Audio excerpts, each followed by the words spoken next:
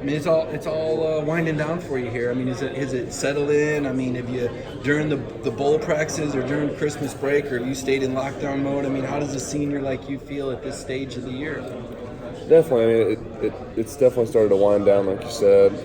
A lot of emotional moments towards the end of the season, especially senior day. A&M, and then playing Tech for the last time, and then ACC championship. It is what it is. But then coming to this last bowl game, it's definitely been weird. Because usually the last 3 years it's like, all right, I got next season.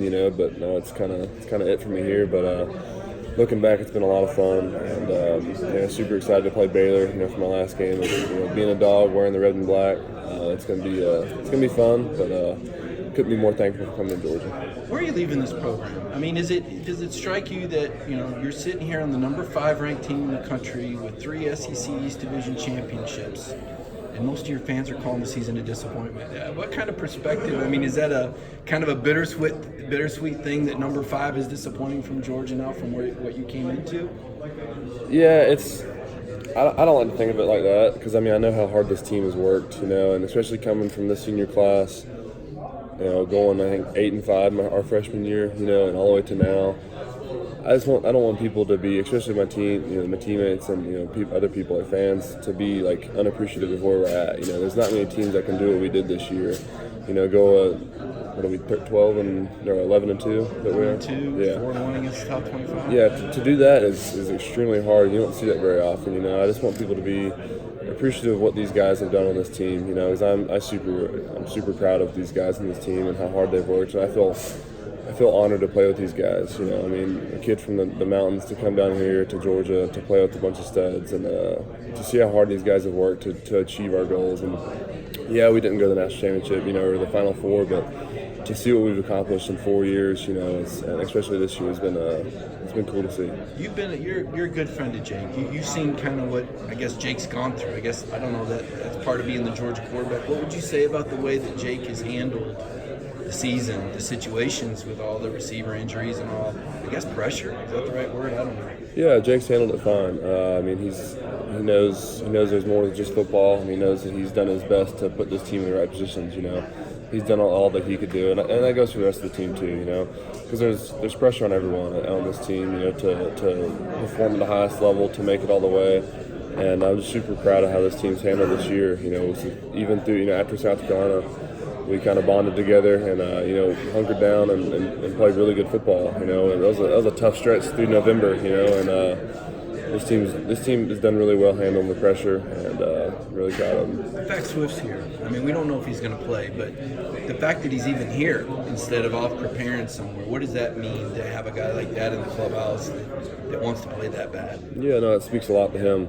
A lot about who he is, fighting through injuries. You get beat up a lot at running back in the SEC, and proud of him for being here. And but it does not to say anything bad about the guys that aren't here, because they've done a really good job for us throughout this year and throughout their careers at Georgia. And I'm proud of them for their next step in the NFL. And but super proud of DeAndre for being here. What are some of the challenges that come with some of the, I guess not new faces, but new starting offensive line? Is a guy that sometimes comes in on blocking and things like that. Does that affect you at all at any point with some of the guys that are going? Yeah, it definitely affects us. We work with the tackles a lot, the tight ends, but I like to think of it as more fun. It's more of a change up, and you got to learn how the new tackle blocks and how to learn and kind of mesh with them. So I think it's been fun practicing with Jamari and Cade, and they're really good players, and it'll be fun to play with them. Is chemistry impacted at all with because you're so used to having the same 5 guys, especially throughout the game? Yeah, a little bit, but heck, we during the season and through practices, the coaches do such a good job of kind of rotating guys in and out anyways. It's not that bad, definitely a little bit, but it's nothing that's super crazy, bad or anything. I think a good, something fresh is good, Is there any, I guess, I don't want to say tips, but any advice you can give to them? Are these guys pretty much seasoned enough to where you don't have to say anything? Yeah, I think they're seasoned enough.